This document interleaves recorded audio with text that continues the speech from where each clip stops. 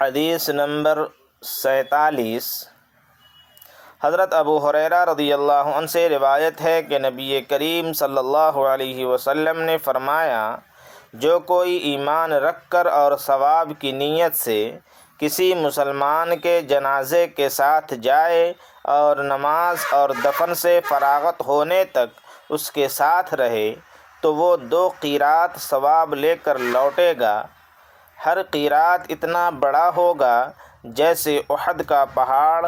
اور جو شخص جنازے پر نماز پڑھ کر دفن سے پہلے لوٹ جائے تو وہ 1 قیرات ثواب لے کر لوٹے گا۔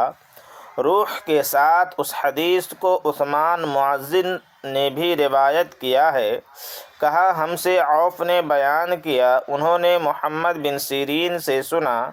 انہوں نے ابو ہریرہ رضی اللہ عنہ سے، انہوں نے نبی کریم صلی اللہ علیہ وسلم سے، اگلی روایت